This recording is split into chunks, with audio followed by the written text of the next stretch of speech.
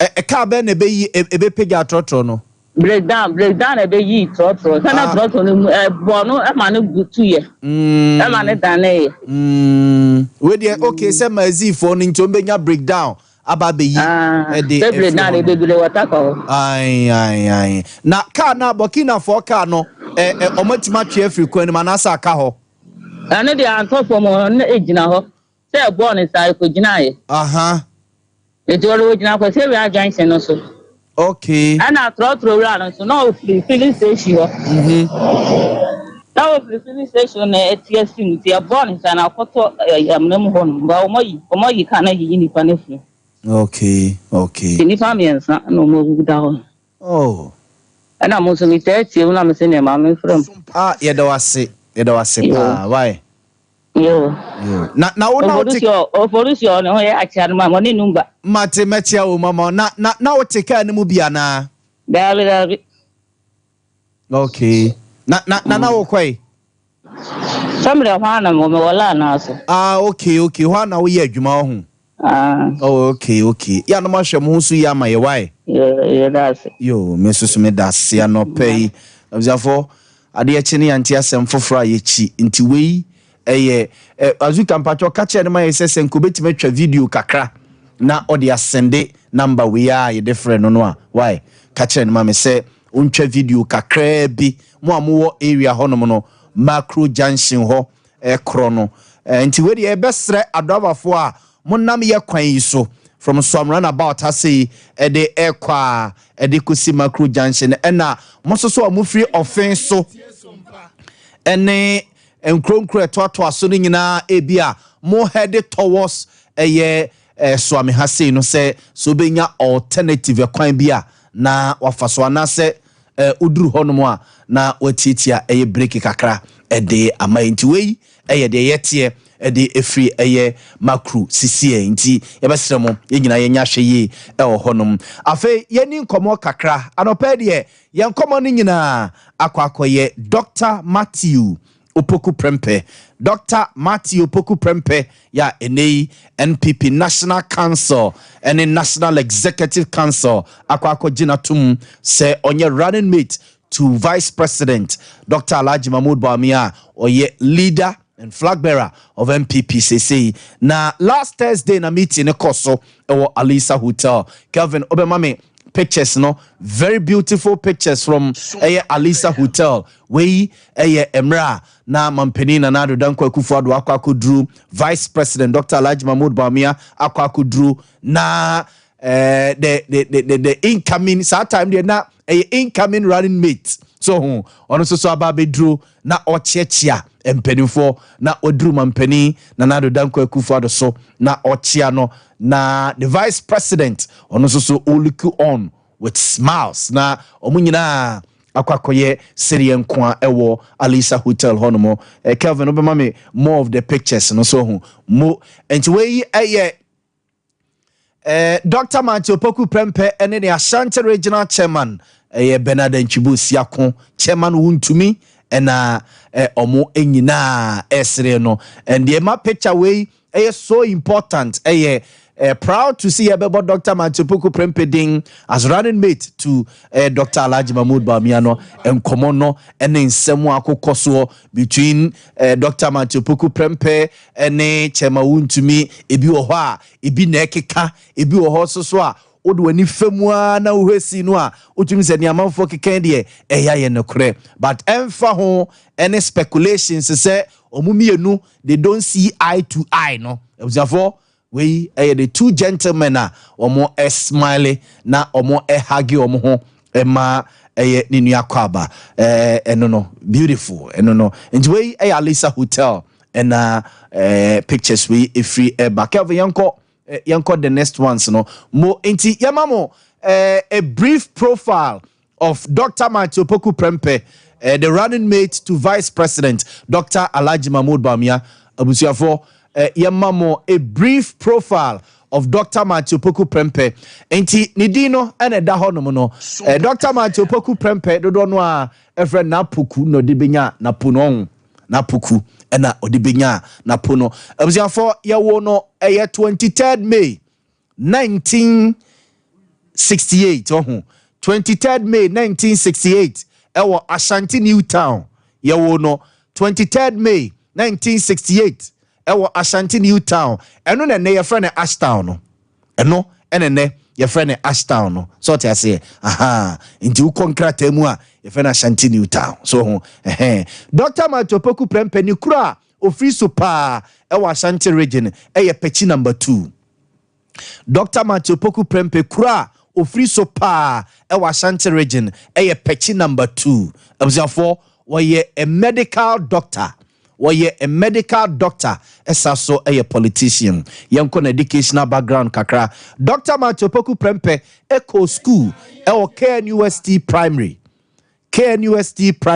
enti KNUST primary na ewo KNUST no ehona Dr. Matopoku Prempeh ekoye ofri honom ena oba Prempeh college amanfo so senior bar school ewo Prempeh college ebesua de na ofri ososo no ena osa call back to KNUST this time on call primary nemum oko KNUST ekosua medicine osua human biology ene medicine osua human biology ene medicine Dr. Matopoku Prempeh enti osua de ewo KNUST wie no ena call Netherlands Omo Institute of Health Sciences honum ena otoaso ekoye ekosua we ne friend say MSc clinical epidemiology yedi o mahini ne betimi abo enti hotoso no oko ono so enti abzafo ye betoa a brief profile so na mame kwa ma no so na mene the member of parliament for Swami honorable Sechi Mensa Bunsu enkodi nkomo ni nua kuma ene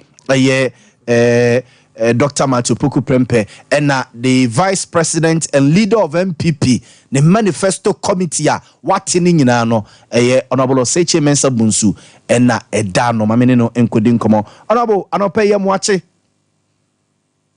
you sure bro yes me jimedi se ohun ya no pay me domboko yeda erade ase yeda ase se no pay so no wode obrani bi afem yen yeda ase pa na National Council ene mpenimfo mu kosiae na no Thursday makoje Dr. Matopoku Prempeh atum na honorable questions amanfo busa na say proud to say mo kwakosia no ni atese the likes of honorable and the appear kubi Asante Achem North MP kasa ompenapo o kansen bebrebe enti ebusa se san crofon ye sure se enya the appear kubi nko your search people bia omo parliament omo party nim a omo so omo wo sade ni bi ewo mumu bia omo ama bonten ama meka the way forward then say san crofon no honorable mo ye omo dey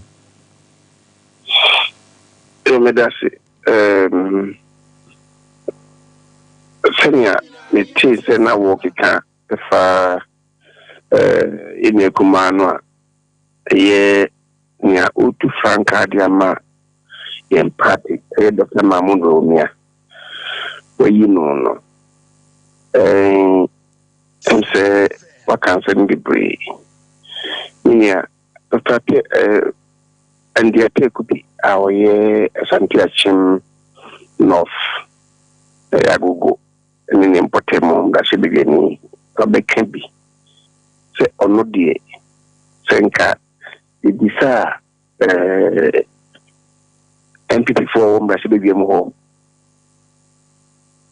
se omonke bibi enfa adwenya na Dr. Mamundo mia afa ho ka onodie Matopoku Prempeh no nyana ka se bia obegina tu nya enu enyefi SOMPA FM ni pe so kasa ukotoa ba Dr. Mamundo nyankasa awie frank tuni yakotoa ba sanye ni pani yane toa ba mano entisa no cre na yeye democracy no yeye kebi mamin kebi nsentum tino yeno yeye kede bia ne se ikudrusa ni dodo beka na yejuma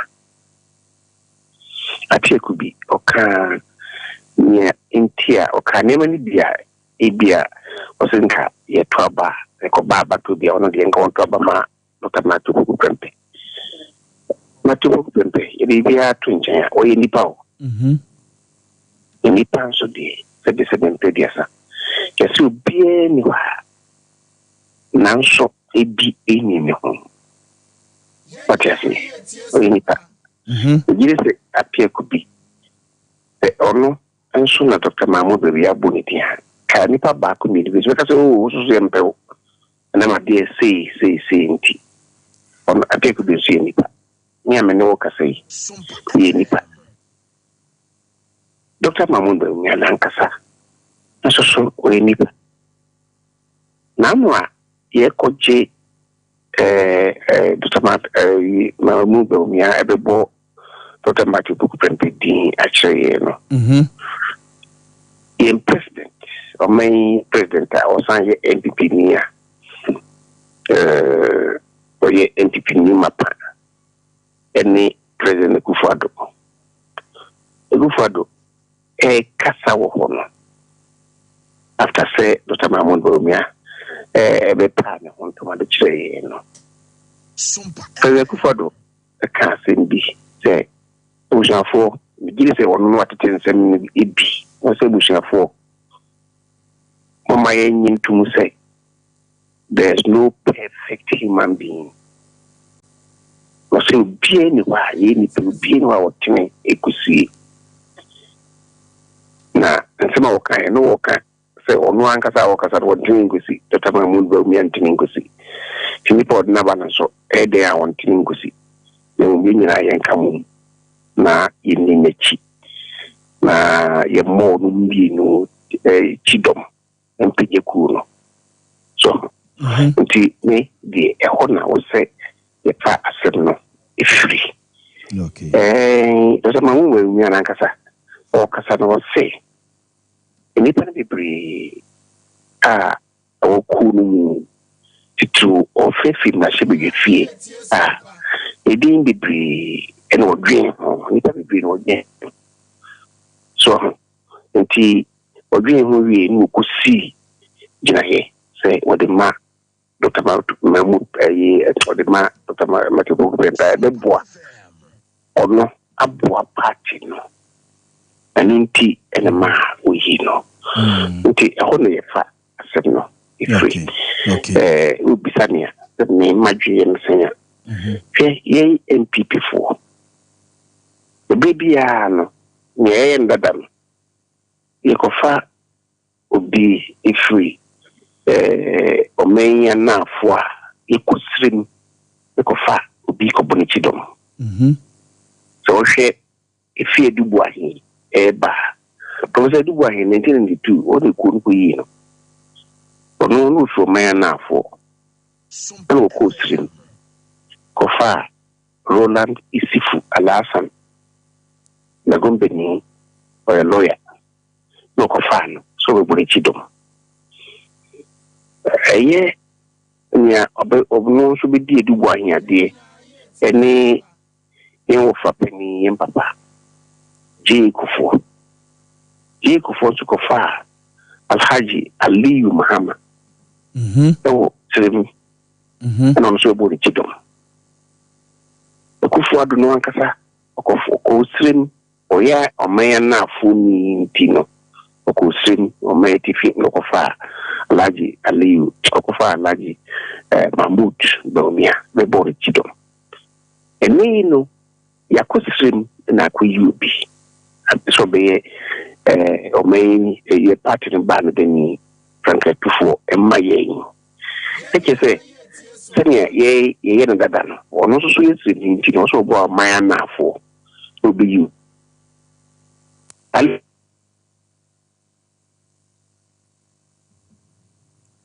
Hello, Nabo. SOMPA FM. Hello. Hello. Hello, Nabo.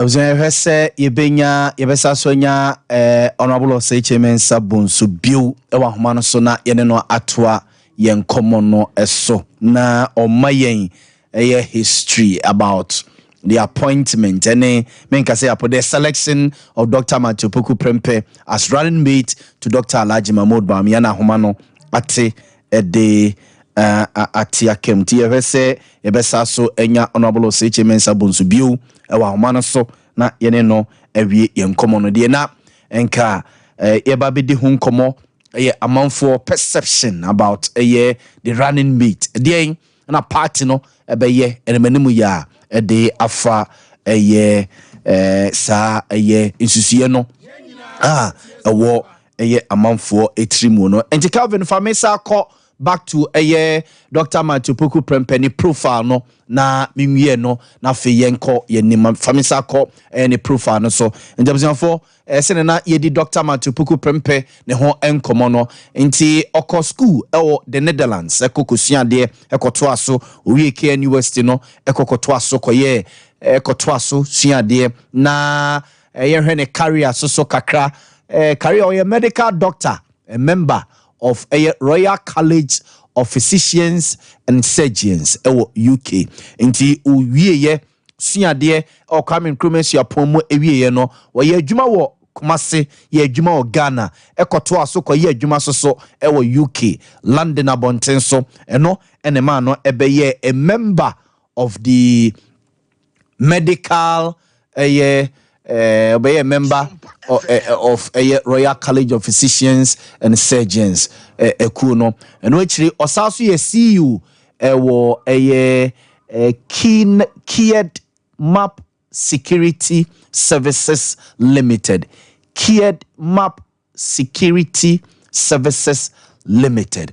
And a political career, no so kakra, a 4-time member of parliament for Menchia South, or a 4-time member of parliament for Menchia South. Inti, the last term, ena ode ebe the last term, ena ode ebe as member of parliament. Inti, was si Menchia South, adesha name, omrasibe film for 4 solid times. The first time okoye no, na a full Menchia, na a full Menchia, na yen timum, emenya, Menchia South and Menchia North. So, inti, free on more corona. What was so? We're a former Minister of Education, Mamperina Nadu Danko Kufado, no. Okay, we're a former Minister of Education. Mamin Sanko, Namino Noble Seche Mensa Bonsu, and Kotwa Yen Common so. Honorable Yasamu Akwaba Biu. Na my history about NPP, mo running mate, the entire Muko Srim, Namakoyi running mate, the Abre Party no, and na Oboboso de Atrayen. Yes, it's not like I say. Dr. Mahmoud Boamah, or yesterday, Tino. On the swabback of man for a Libya Borga, no abo echidom. It should be uno. Ekufado. Oko, and I say, ye kusrim kui, you be fair now for. Ye may kusrim kofo be no. Titru no say. If I say, was ye, don't be a beautiful. So, the question was, this is Muka. And as a similar effect, in the echo. The kind the question see the who say, you and I, you are back. Any old man for any old city or manity feeling, and I said, you are back. Into the other side. But the person you know, and say, I say for no, don't only a piece to four. From where from fear say, anyway, no a piece to me. Look far, Roland is for an asana. Also, stream, what's a ceremony? A present vehicle for a Christian or costume or sarcophagus ceremony. Now, even who say a show crown so no, a show to trim, you know, may make you to some and make commotion. The yea, Sammy, yea, ticket. Until Mahmoud Boamah or ye community and no or Basiano. Now say of the pet Christian, so maybe say, you know, you tobacco. We see or may not fully back. We Christian be a criminal, you tobacco. And until or no ye criminal or Basiano Ofa Matthew Kuprente, Matthew Kuprente, Christian, it is a tino, you say, a bo, no may. A tosun yes, and where Kufado, not all Kufa, Mahmoud Boamah. I may be almost be bad in ding. Na a dream woman was if anything, a year. Simon and me deputy, me minority, the deputy Ambrose there. Okay. One of the reasons why Kufuor eventually dropped Ambrose there was that on no cancer, as I say, Ambrose, we slim. Name or your lawyer, said I'm a lawyer. Won't even compliment me ticket and money. Name your lawyer. Mahmoud Boamah or is me or a criminal, but I never consign and say, oh, yeah, a economist. Like I said, me lawyer, or not the economist of a committee ticket and one, but complimenting me ticket. Not an limited December, Ebo, Hajia, Alima. Hajia, Alima. Okay. Muhammad, ambassador of America. Na ama for Burundi. Or not, Kufuor to say, they are twins in the soul. Me a lawyer, also a lawyer. Everyone also a Bema, or your bank at the boy. And so a lawyer must be a lawyer. Until more tickets never. Okay. Until almost say, and ne, a year, Dr. Mahmoud Boamah. A woman mapa. Academic. It belongs men and say an uncle show belong to academia power. Not obey. Or no, apart from so academic, Was I a technocrat in the sense of say, a Bank of Ghana. So, MNA or the call, obey a politician or the call executive no. And the executive no, rather than national, we be anywhere only. SOMPA FM.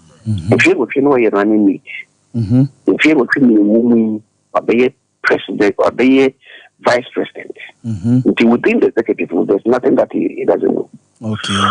So, what can appear, you know, a giant executive no, and the Shebibia, and a team for. So, then it's answer. Now, okay. Or no belong to the executive. Now he will be on with the other wing of of government, the other arm of government. Matthew Kukubremi. Or in Mashe Bibeni. Until Mashe Bibeni can be our own executive in one. Now again, in my ticket, assign the bar. So, Mashe Bibeni, I'm saying. So people they talk about so multiple people no koye minister for education, no koye energy. And no body, but me, who be saying, and any kese. Me kese, and me say, or ye must be a bit more compliment me ticket namano. Let's face it, executive no, say executive nothing making you or president Australia. And only the change Dr. Mahmoud Boamah. But I say, the executive no the so executive na only Mashibini, only a what ticket in papa. And I say, a wound crowd, a wound here. But I'm saying, say, if you ask me, you here, papa. Matthias, okay. Within the presidential system, America, and the flagship of presidential system in the world. America, one who said minister, Akoye, president. Give me one example of America. Minister or be a president. And Bashar Japon be a president. And after governor, no dear, or the Chomano, acquired Diana or Selection. Orchestra, state no, orchestra, state in a country within a country. So, orchestra, you have a track record. Yes, okay. And yes, and what you hear, Texas, okay, sɛne California wohwɛ ho yie Georgia sɛne wohwɛ ho yie no sɛne wohwɛ Washington State yie sɛne wotumi ahwɛ Florida yie no ɛne yɛfa ma mu nyinaa nhyɛ wo nsa sɛnte saa most of them ɛyɛ mahyɛbadwafoɔ nti mahyɛbadwa no wɔ hɔ a sɛ yɛ mmara ɛne de ayɛ kyerɛ ɔman no mpara no yɛyɛ mmara no wokora no wadwen yɛ wo sɛn wadwen a ɔkyerɛ wɔ mmara woyɛ hu no ɛne sɛn ɛno na yɛhwɛ so yɛkasa bidi ɔman no so ɛma yi nti deɛ meka no sɛ the greater benefit for this country and for our ticket no ɛne sɛ ɛyɛ Matthew Poku Prempeh ɔsan yɛ mmarahyɛbadwani mmarahyɛbadwa fie hɔ no nnua sɛ meka sɛ nnipa bɛyɛ du a ɔmo ɛfa mmarahyɛbadwa no adwuma no serious na ɔmo bɛsua biribi ɛhunu biribi a mebɔ Matthew Poku Prempeh ɛdin aka ho sɛ meka nnipa 10 a mmarahyɛbadwa fie hɔ NPP side hɔ ɔmo baeɛ no ɔmo sua adeɛ paa wɔ mmarahyɛbadwa fie hɔ a mebɔ Matthew Poku Prempeh ɛdin aka ho ɛno nti ɛna na meyɛ minority leader no yɛne letter commissaire no ɛdili no Matthew Poku Prempeh ɔno ani senior Prempeh College obi amwa a ɔyɛ mmarahyɛbadwani ma yɛ wɔ abiri ɛna no wɔ abiri nsanwam obi no na meyi wɔn sɛ ɔmo ne letter commission no ɛdili ma yɛn because mmarahyɛbadwa fie hɔ no committee bi yɛfɛ no special budget committee mede ne to so ɔbaeɛ no ɔsua nneɛma bebree wɔ hɔ Matthew Poku Prempeh ɔbaa mmarahyɛbadwa fie hɔ no ne biara ɔsɔre a ne ɔfise no ɔte bekae sɛ ɛberɛ bi ne yɛka sɛ bi wɔ mmarahyɛbadwa fie na meyɛ minority leader na Babin ɛyɛ majority leader na yɛkasa no ɛna meka asɛm bi na ɛm sɛ Babin ante maseɛ ɛna na ɔkasa asoma mekaeɛ no mpɛtɛ mekyerɛ sɛ nti meyɛɛ na meka sɛ o asoma mekaeɛ no Babin wante aseɛ na ɛnyɛ no nwanwa sɛ wante aseɛ because mmerɛ a mewɔ sukuu a na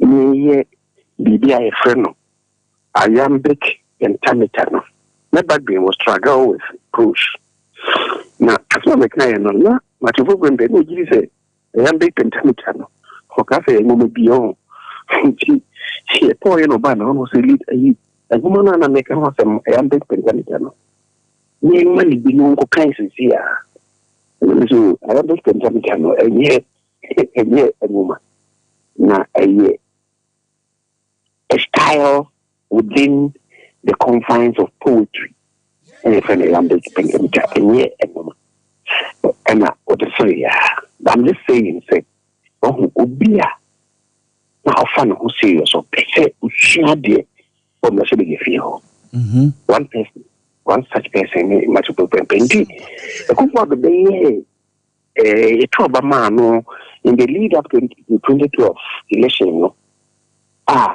ɔbɛyɛ Frank Atini no me recommended Matthew Poku Prempeh ɛne obi amama no sɛ letter commission dealings no for me no ɔbɛyɛ the director of elections nti yɛto ɔbɛyɛ adi asɛm kɔɔ court 2012 no so ɔhwɛ a Matthew Poku Prempeh na ɔdi mu akotene na sɛ na yɛde kɔɔ court no all because of an who seriously okay nti that is the minister we was executive no we sign mmarahyɛbadwani no with experience in parliament in the Sakobwa Alaji Dr. Mahmoud Obia nti wenya tane mano ba ade ba ko maybe sign for NPP for and they say of course they find say and they you can say this describe Ghana Sasca said this or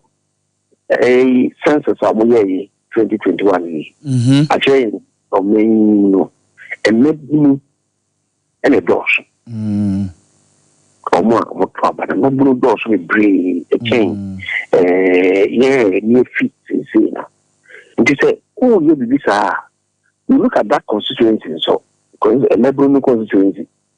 So, Mahmoud Boamah, and I don't know can't be also about a for the can't offer no running meeting. What's the time? Number baboon, number 3, but let me tell you, so, my problem about fan say, my bonnet don't know. So, see, I will say, in case I will cut and buy a wall. Napo should be, I think, about 56. Yeah, 56. 56. 56. Yes. So, until Okeno, a lot of new politician be, and a kind, a year, I won't know. Or say, life, I won't know, say life begins at 50. The life begins at 50, the other day, when you're 6 years old. And you're correct. All that I mean is that if anything, who can't the way he conducts his affairs, the can't my people from back also we have the book. But then they cast them for say. It will be a changing within the party, no. The party, no. That's a community demo. A community demo, no. The focus on the factions in the room. Yes. Factions, you know, a big one, was a big one. And more, Simon, no, dear, the one. They say, near quite any as a fashion in the new Ebano. And a big one, make a for the fashion.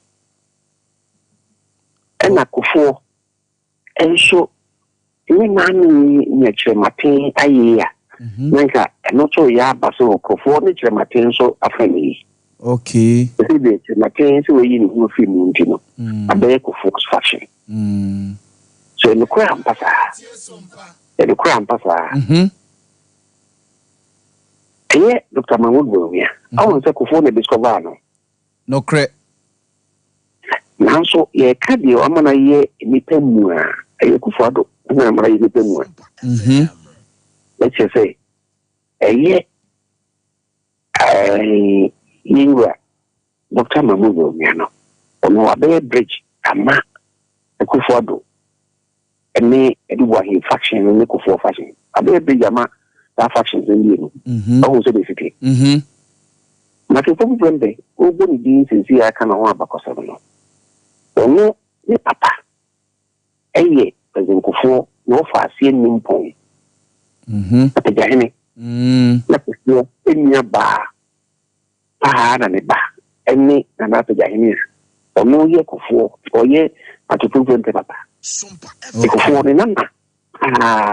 And me. What you do in bed. Now, so ye come on a book by being Pemuna, a Kufado. And then Napo, a Kufado Namara Napo. And she Napo as servo as a bridge between the Kufado faction, the Kufado Dubois faction, and the Kufua's faction. No, so you say you pay me, and the Yakuno Bano Dafua. Minia, I didn't say. Yeah, only you between the partner more quiet song.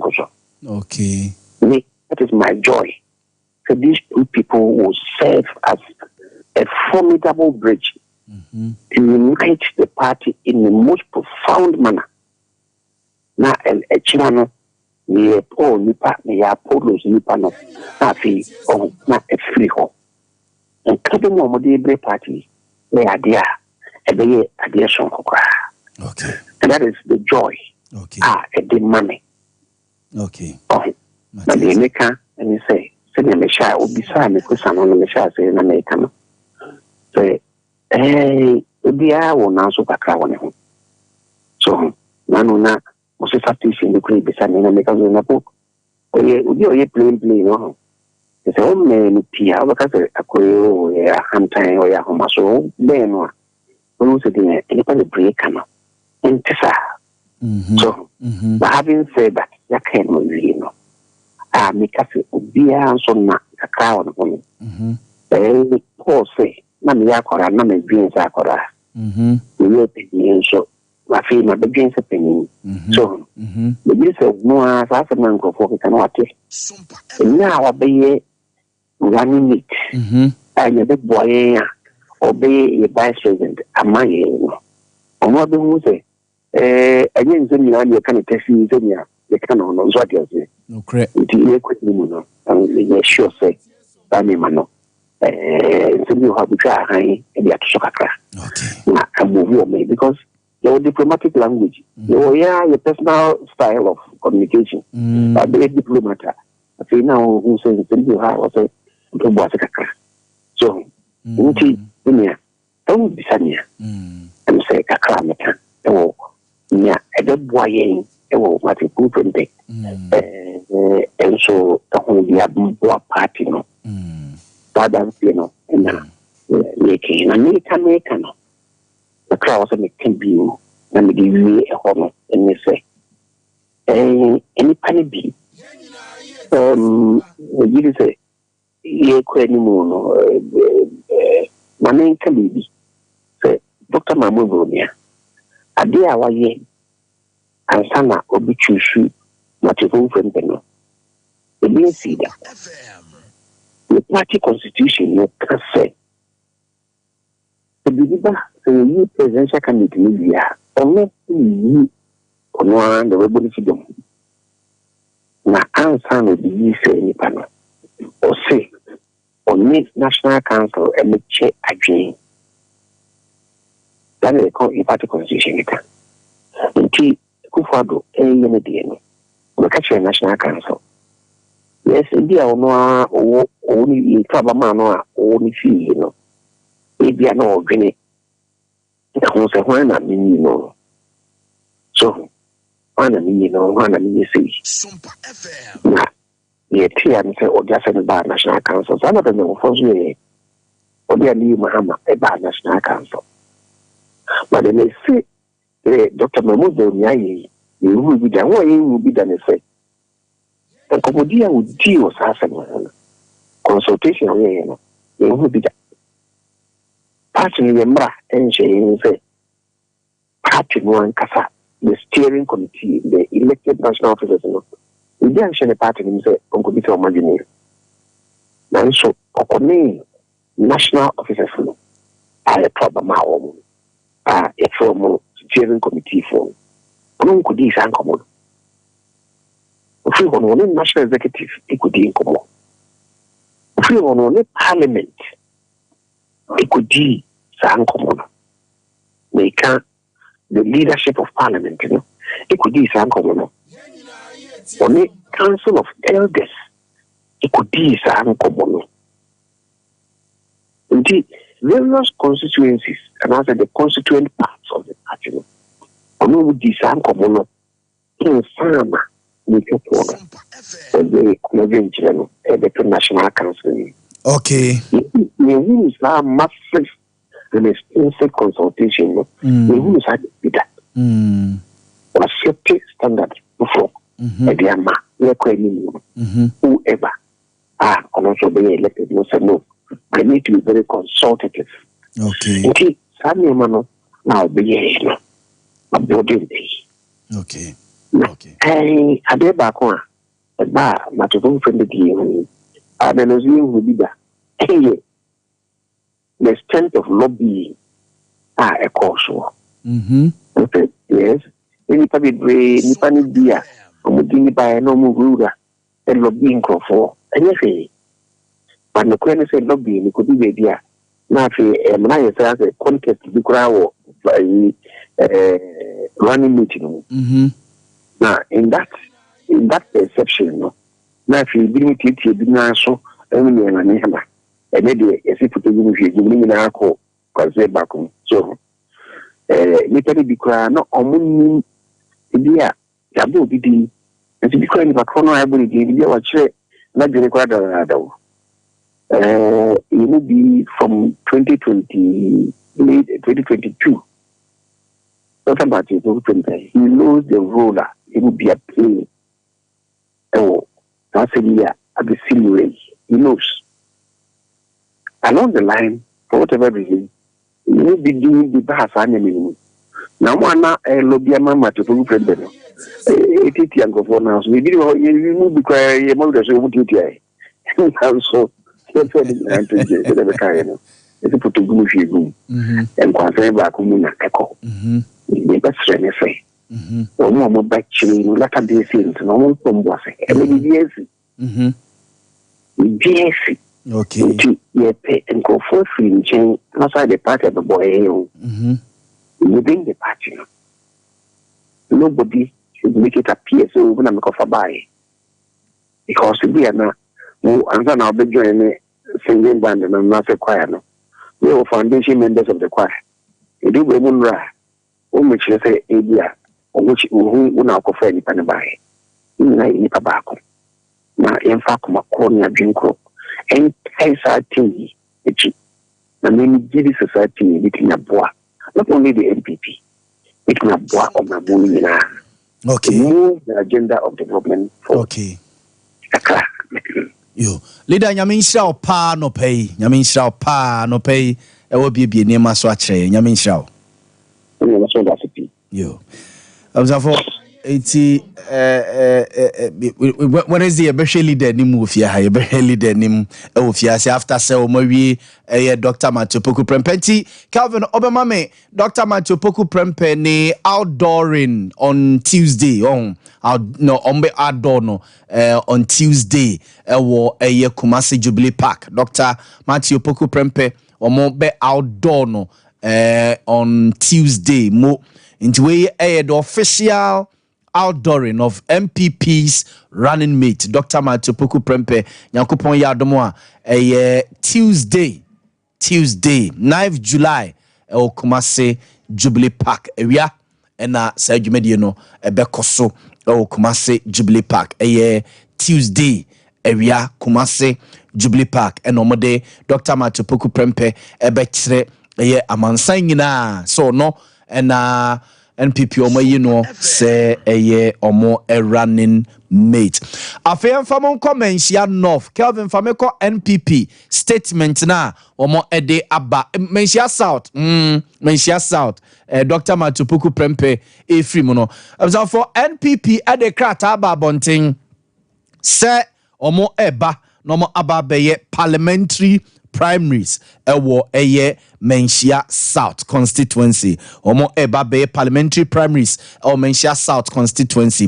The attorney say NPP ayo omo parliamentary primaries nyina wie na omo yo omo parliamentary primaries wie ye no a omo yiyi mpanimfo ebegina e de ama NPP party no various constituencies Ghana nyina no 275 constituencies no omo wie no omo yi Dr. Matthew Poku Prempe se onyina mfama NPP Menchia South hona no ye MP omosa so to abama no se onsa nyina mfa ema MPP Menchia South delegates no to aba edema no we ebra na vice president emebo ni din se omeye ne running mate it is abre ya vice president Dr. Alhaji Mahmoud Bawumia aboni din se onye ne running mate no ontimi nsa ntonko so enyina ma NPP afia batuo no se omo parliamentary candidate Menchia South but what man say sir mo ntimi ntonko so nse enyina emfa ma NPP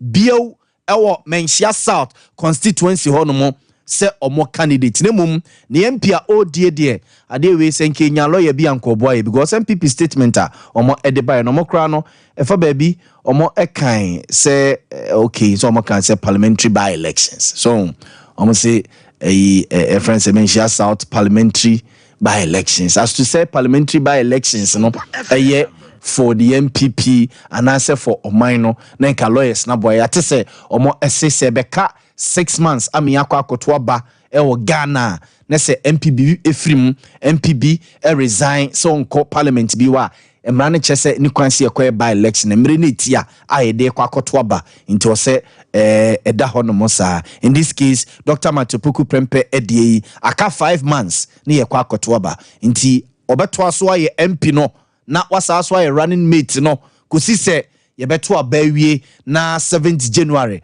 a night ade bechi 7 January no na djuma bawie as member of parliament for Menchia South na but MPP krata omodi abanie se nyankopon ya adomo a omo eba be parliamentary primaries so fro kra o Menchia South Dr. Matupuku Prempe entimi nyina mfama party ni bio o Menchia South enti omo krata omodi aba no omo chese nyankopon ya adomo a Monday 8 July Monday nyakopon ya adomo a omo ebie nominations wa pese wugina Emma MPP amanyuko no o Menchia South constituency no omo chese Monday be fankrata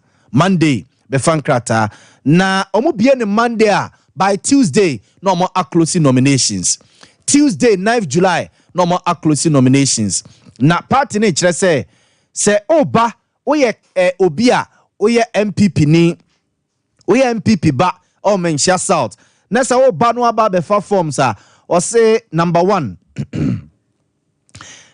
elections in the akwa 14th July 2024 14th July 2024 no mo de akwa na or say an aspiring parliamentary candidate shall procure nomination forms after the payment of a non-refundable application fee of 3,000 Ghana cedis in bankers drafts in favor of the New Patriotic Party headquarters Accra.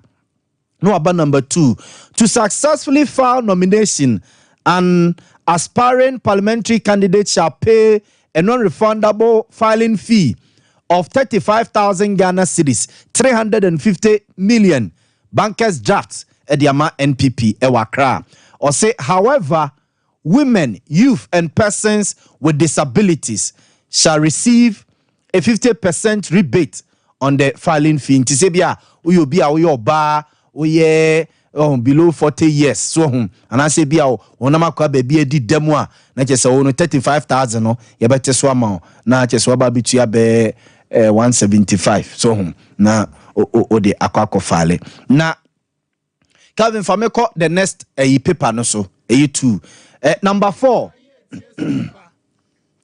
number 4 or say no individual shall be denied access to procure nomination forms inti kaneno a yese forms ayira ena forms nasa me call party office me nye bi no omusi nobody ne bedi na obi say omano enya forms na ebie na eno akire woman at elections committee or say the elections committee EC that shall supervise the following parliamentary primaries comprises of the following persons. Number 1, Chairman Dankwa Smith Butte, first vice chairman of MPP on the chairman Ebedano. Number 2, Bernard Nchibo Siakon ebe vice chairman. Honorable Patricia PJ ebe member. Martha Kodia ebe member. Evans Nimako ebe secretary to the committee. SOMPA FM. Chairperson of the Constituency Council of Elders eba beye a member. Nafi all constituency executives and official members omsusuno omo ebeba beye members of a committee no. Eti Yankopon ya adoma Monday and a NPP party no omo ebie nominations e wo Menchia South zina po wa firim ontimi nyina enfama MPP party no o Menchia South nti akonya to oso moko no mo ekoyiri pafofra obegina de ama MPP amanyuko letter way signed by the general secretary of MPP lawyer Justin Kodia Frimpong and ordinance share sa letter we say Africa Fameko omo a o yetete se omo ebefa forms ni bi no fame eko omo flyers no so omo a yetete so omo befa forms ni bi no me ma obe mate se nipa 5 mate class 6 ebi class 7 ebi si 8 but enyanwa say even ekokodu 10 ekokodu 20 kura no a enyanwa because Menchia South a safe seat for MPP and seat MPP edenya nese de ya ombesa kuto omade Menchia South constituency ejise nipa ne pu bebre ebe fa form so a enyanwa kra ne mum ha we bi ombesi ya conduct omo campaign ene sa ne ma no na ebia ekotra so a na ekwako hadwene nti Calvin Fameko omo flyers na ababonte no mo nti ya tese lawyer Kingsley Nana Bonsu Chirichie. Lawyer Kingsley Nana Bonsu Chirichie. Observe for Menchia South constituency. Where your second vice chairman. Or Menchia South constituency. I remember where second vice chairman. Or Menchia South constituency. Observe for Yate. Say where you need tea. Where you need tea. Say Yankopon Yaduma Monday. Delegates ne freno. Ibia. Obekwa kofa forms. Lawyer Nana Bonsu. Kwabana Chirichie. Second vice chairman edema NPP constituency ni mwa na po constituency ni mwa Menchia South constituency. Yanko the next one. Mo Akwesi Koka Jembibi. Amzafo mame mamu history kakra about Koka. Amzafo Koka etimi disante hine mane yeye. Mame nkasa enti ye sources a ye tete sa race way Menchia South constituency NPP parliamentary primaries na eba so no 2 royals adesia mienu a omudi ade wa santimem ema ne yeye ena busuafo omo show interest se omo pese omo contest bi na omo ekosi wo madesia nem parliament emu baako ene menua Penny Kuka Nana Akwesi Koka Jembibi. Observe udi ade wa santimemu a eyeye oye desekan enti we are told to say Koka seek permission from ahimfie or seek permission from ahimfie na say ahimfie ma enya so green light ni say so e de manua straight Monday Koka befa forms na wa conteste delegates no asre omu so omfa tumi ma no na onkosi MPP anem onkosi omanem o Menchia South constituency enti Koka de sekan is a royal usiafo what you say we royal eye asantimem dia eye but say two royals and also interest say akunya no omo ebepebie and omo yes, but so odi omo to ho dia baako Koka ye royal chain but na usu so every onu so ye de sekan ohene nana no so ohene nana no nti onu so ye de sekan nti e fa ne say 2 royals na omo show interest ewo eye akonye ne mum fa me to aso fa me komanim fa me ko the next flyer no so fa me eko the next flyer no so na ye mo boso good lawyer Nana J Bafo awua lawyer Nana J Bafo awua abuzafo lawyer Nana J Bafo awua me hwe tizisi bia amanfo atwero de afa gentleman ye ho ne service to NPP ifri eye ne nkwala brem ewo de chem so Crowfrom Ashtown just enyasem ketwa lawyer Nana Bafo lawyer Nana J Bafo awua and observe ono so delegates no friend delegates no bonidin. We are told to say in 2016 lawyer show interest but ohun say ne bra penin Dr. Matupoku Prempe sa kubio ena ugina nchen say ne bra penin be sa kubio dia and you ugina nchen e ma ne bra penin Nana Nana Poku Dr. Matupoku Prempe asaso akọ in 2020 lawyer Nana J Bafo awua also show interest say enkobeba constituency onum if say na oye test koni waye polling station officer polling station organizer the chem so ya wone to Menchia South oye a son of the constituency and for lawyer Nana J Bafo awua etwe no hubio esa so edema Ninua Penny Dr. Matupoku Prempe Emma Nekoy primaries ya na no MPP ye Menchia South ne Ghana nyina na omuyi parliamentary candidate no we are told to say lawyer Nana J Bafo awua show interest because na akwa say Dr. Matupoku Prempe on san kobio because ase akunya kesie bi ya ba betone na so ntie bia na wan kobio to show interest no a ohun se Ninua Penny Dr. Matupoku Prempe asaso ababio no otwe no ho se da bi ontimi ne Ninua Penny enkonkopre nti lawyer Nana J Bafo awua etwe no ho esa so edemane nua pani na no MPP primary see course ya o otwe ne ho gina nchen na ne nua pani ekoya okodi nkunim bio a ogina ede ama NPP party no ebusanfo eneja nyankopon ya doma akunya kese a Dr. Matupuku Prempeh no hwe ni mu no ababeto ne naso a akunya no ababeto nti about 3 times na lawyer Nana Ejay Bafo awua wakeka no ho so hu senka obeba na ordinary desre so hu ababeto delegates nim a ni nyina no ordinary tu ne nua pani Dr. Matupuku Prempeh ntino otwe ejina nchen nti lawyer Nana Ejay Bafo awua so no ekobi yenko the next one so yenko the next one so yenko good abzafo Nana Owusu Afriye Prempeh na usu abzafo wono so conteste ebi sa na yatete en sa na ebeye sa na yatete en sa na ebeye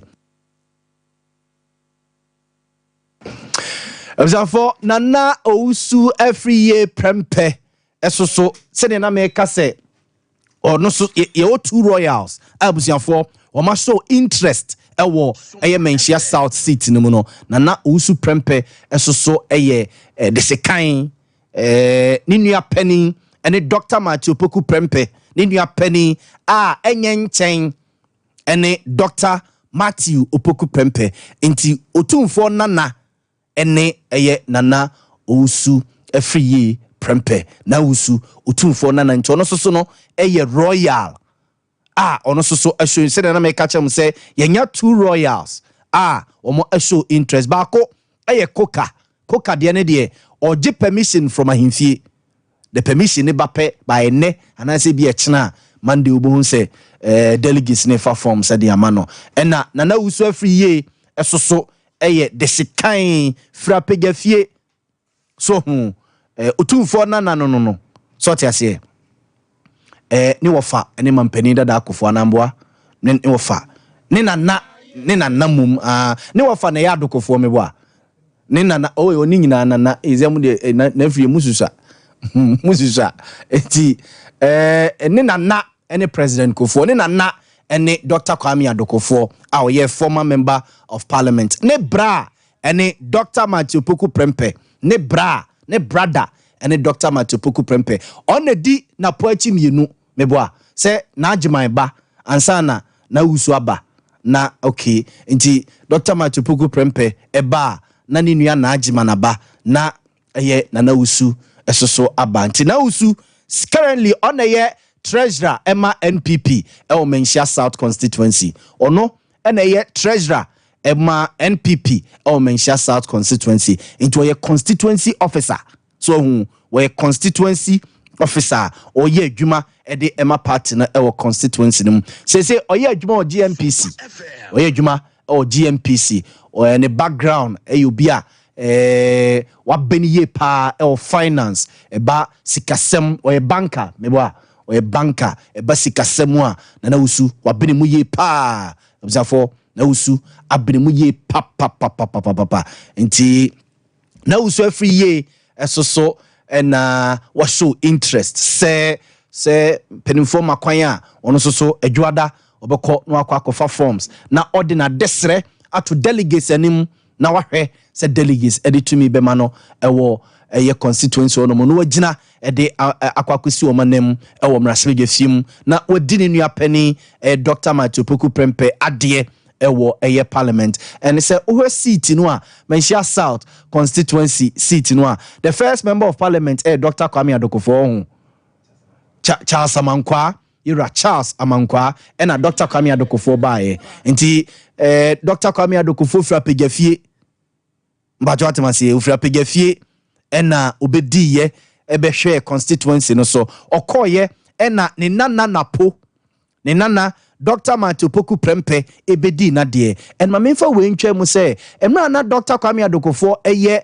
defense minister no na Dr. Matupuku Prempeh ene na ye ne special assistant meboa mo ona na ye ne special assistant defense ministry ho emra na Dr. Kwame Adokofo defense minister no na Dr. Matupuku Prempeh na po ene na ye ne special assistant so hu ni chocho mucho ni like a secretary so hu akoba bia ono na yes onene nam ye ni bibia de emmanuel no ye special assistant ewo a defense ministry onomo obedi na de obedi ne nana Dr. Kwame Adokofo ade ewo ho no so efra pegafie na ene akonya na saso abeto bio omo ne nana foforo na usu so show interest say opese odi ade ewo constituency no mo and na usu so obi a ye won to Ashanti New Town ye won to Ashtown like he was born bred or Ashtown ni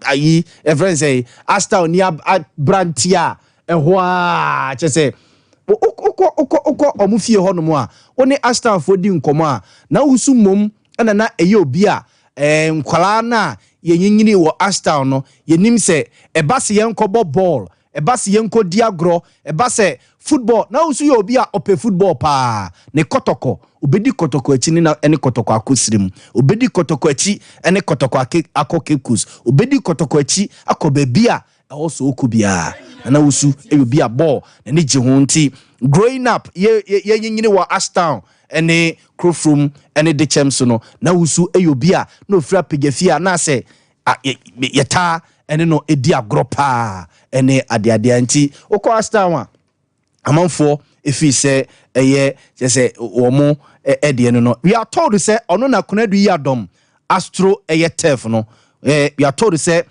ono na konadu yi adom astro turf no maye no we are told say ono ne siye ede ema ni nua pani napo ede ma ni nua pani napo ne siye ede ema ni nua pani napo ohweso ma no ho ohweso ma no enti the producer brutal bright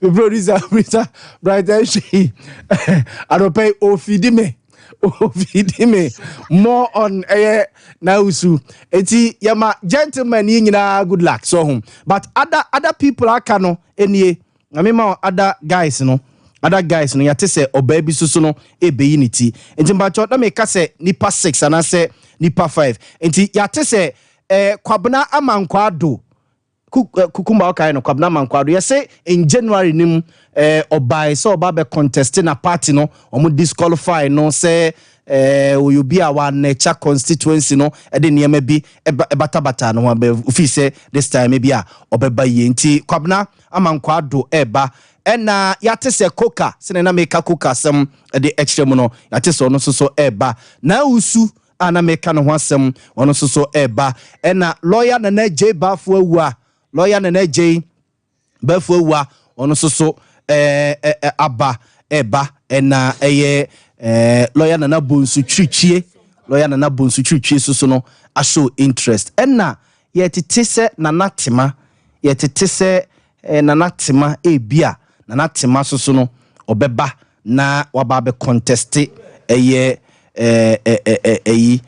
adenu ebi sana metete se ebia obetimi aba na waba be contest akonya no ebi mame eni nkomo kakra ewa homa no so mene yera sampi yale eni nkomo ono ena chairman eda NDC professional bodies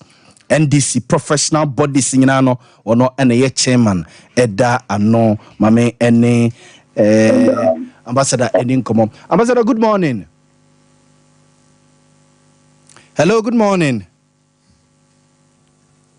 SOMPA for hwese ebenya yem papa sampi ya le no akwakodi enkomo ewo ahoma no so na Dr. Matthew Poku Prempe na appointment ene sene NDC esi ehu no yeni enkomo kakra yera sampi ya le good morning. Good morning. Pacho mejimedi se ho ya no pay. Oh, ya nyadom musu. Erade adom yeso ye ho yesa, Na anope ye din komo kakra dia fa the selection and appointment of Dr. Matthew Poku Prempe as running mate to Boamah. NDC or your threat at the mamwana. Oh. I will be saying better than how does it consider a threat to us? You see at times, if you know NDC in the best selecting NPP players, and that's NPP continue selecting the players. So, almost NPP players are more selecting the SOMPA. It is your candidate. How does it become a threat to us? So, only football team. Now, only same Ecoba. Every always here, a player like the first CR7, whatever his name is. So, it is your coach that has to strategize to make sure that he doesn't score a goal and also it's neutralized. So, for us, every Ghanaian is a potential president or vice president. For us, Napo is like any other person. It doesn't pose a threat to us. So I don't think that the word threat is to be entertained at all. It doesn't pose a threat to us at all. Ebi chese ne performance with education ministry ene energy ministry na oba ne bia obe face Professor Gena no Poku Agyeman no hadwene. In the first place, don't compare the two. They are not the same. Nana operated as a first education minister under certain conditions. Napo also did it under certain conditions. If you want to compare, you bring proper facts. All right, bring proper facts, and not pedestrian things like Nana couldn't even give a chalk. Nana couldn't give a chalk anything. Since the as Ghanaians, including you, the media, would have to understand media. That is what we have to think about. So we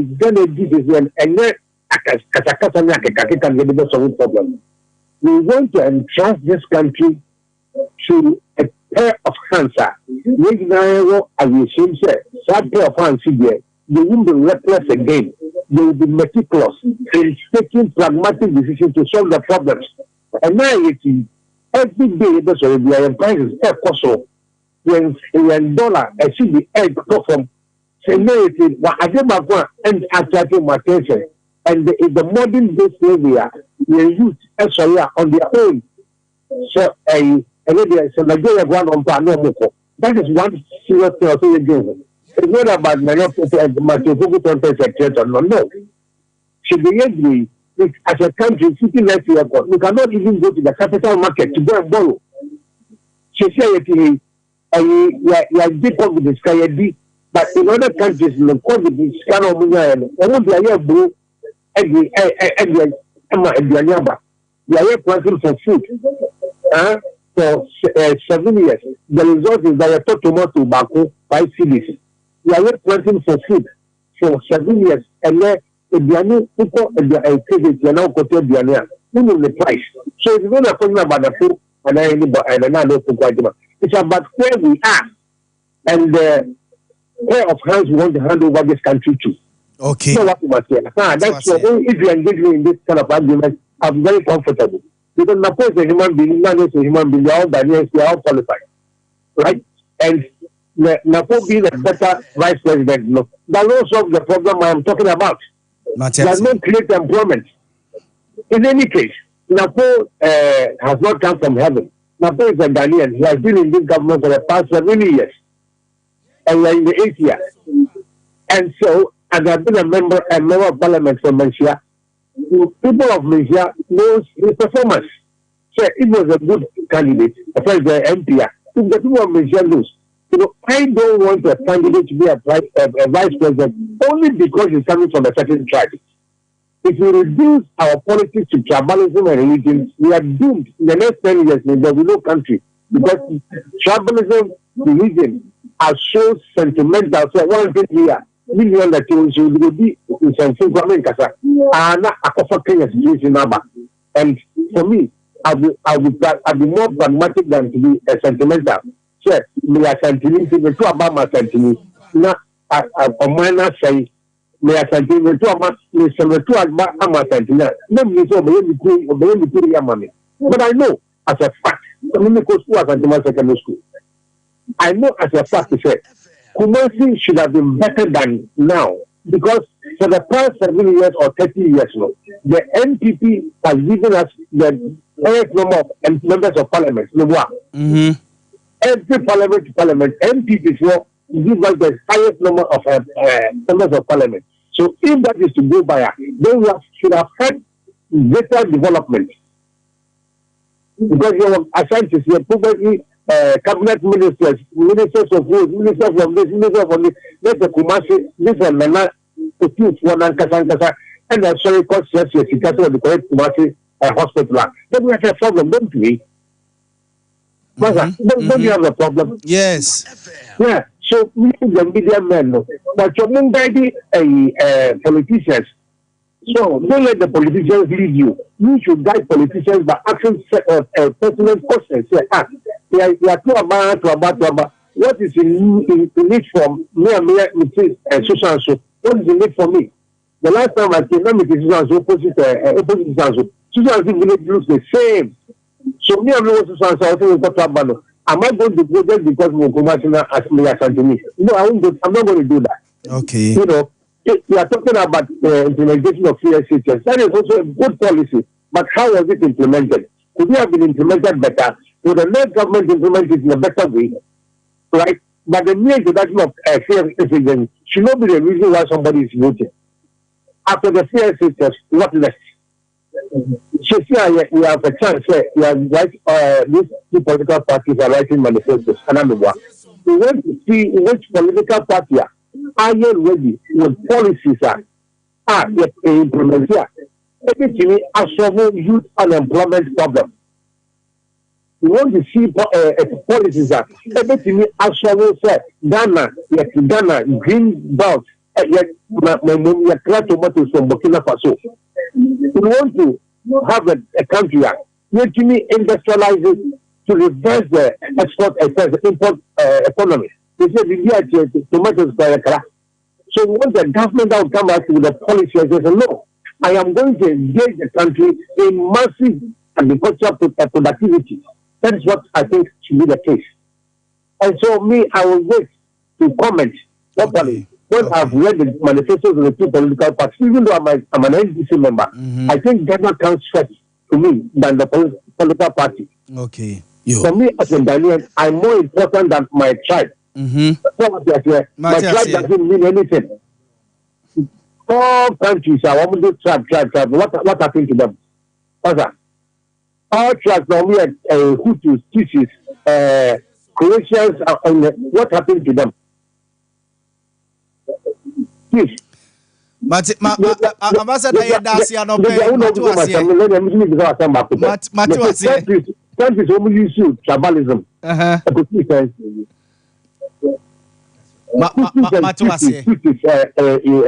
Rwanda, what happens? No creating na ye hundi ekosi ye.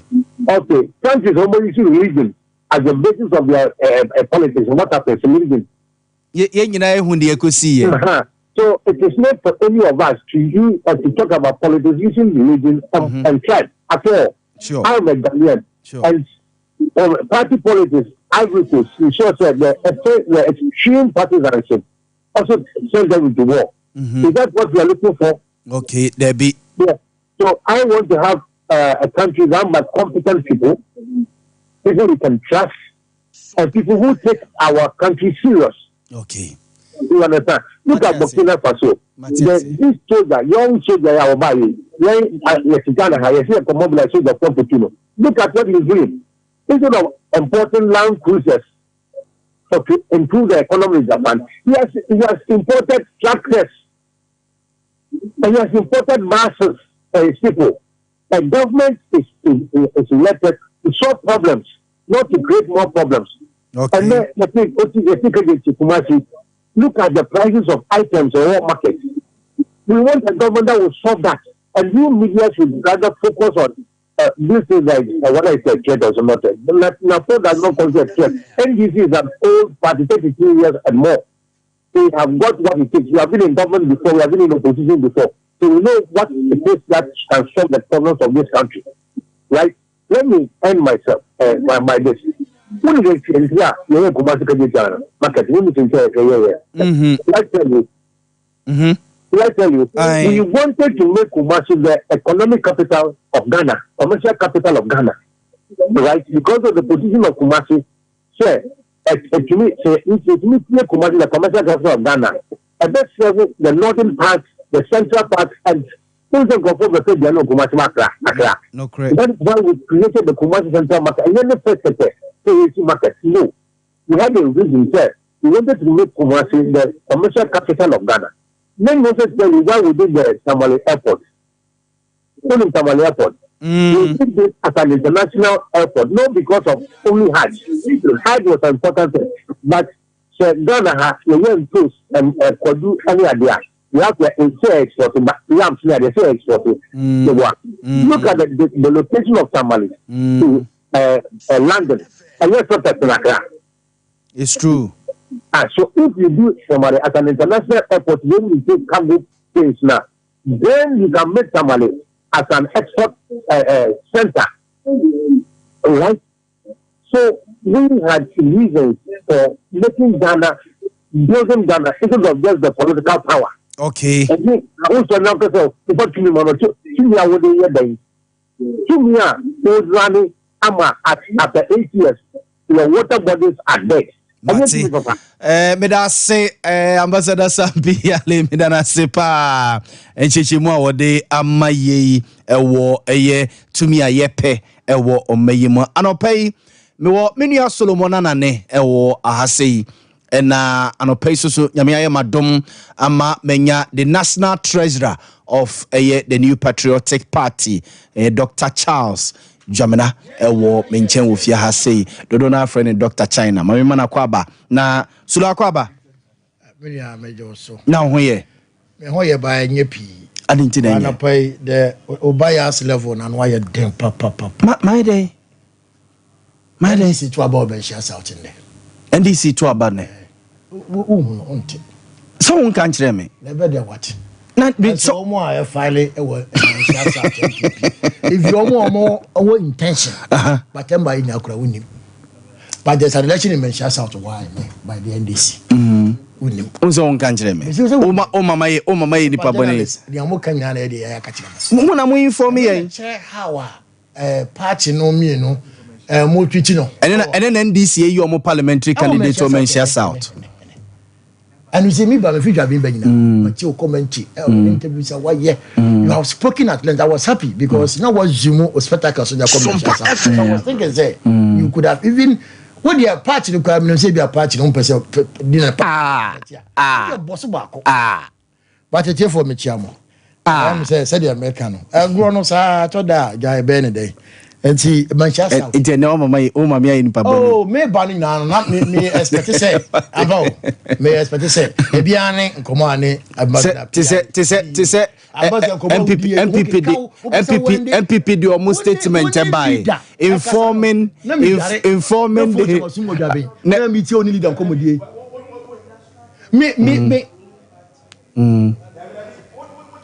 me di nkomo na be tie krom ha what do you say? And that is it. My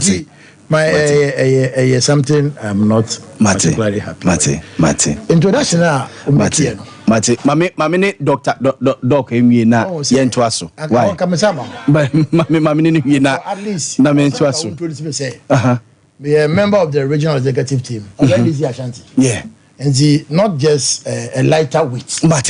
Because me feel bad. Because me once the doctor is not happy say we are pairing a national officer. With Solomon Anna. So international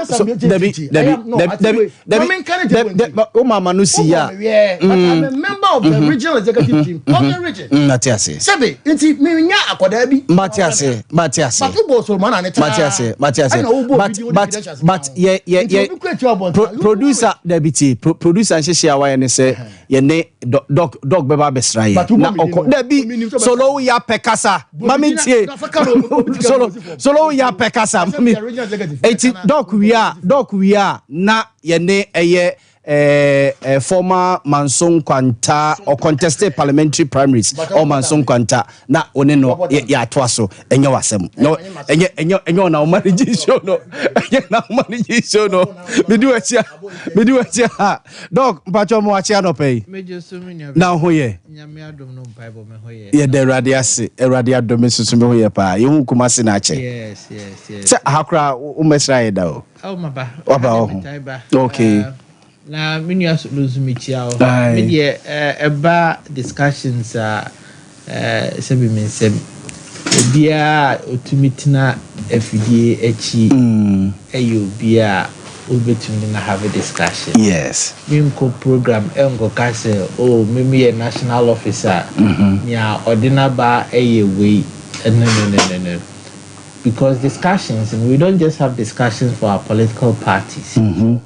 We have discussions to shape political discourse or my Ghana. I don't subscribe to Omo phobia on me pebra debi. It's about the quality of the discussion. It's about the quality of information I did my listeners, and also about the impact you've been making in the minds of people listening to us. Well, sometimes now, be more downplay political discussions on radio. So, but tell you what, it can be now sustaining the democracy of Ghana. Yeah. Because a todana before ni pemuno multi political conversations na a channelist our bad energy no into other productive now view but don't come baby a mind kaya bibrem hanoma political discussions and you open to say yeah dear one Ghana mo before be say ni penmo den so be say the channel one so be fama be fast kai na pupu na consultate enti in central for juma mudie juma SOMPA for our democracy and obi bia so better kasefidie so contribute to that. So it's not so much about personality was through that said mamemfa akonya wo so entia etiefo ni ahwefo a omo ehwe nigye semene bepim wo SOMPA TV ni SOMPA FM na me bai na we say enyo ko so pa ano nti we by way of greetings yeah makwaba doc National Council ne party mpenimfo akwakohia moyi Dr. Matthew Poku Prempeh amanfo bisa say what is he bringing on board die ntina Matthew Poku Prempeh na moyi no say omeye running mate to mo party ne flag bearer yo me da say minia let me say ohwe nia National Council aya National Council effectively akase you gidie or His Excellency Dr. Mahmoud Bawumia as a leader you gidie or ni decisions mo you gidie or ni choices mo because the person I would choose to say in a running mate no by all standards about complementing efforts are ye ama victory ni aba Napo as an individual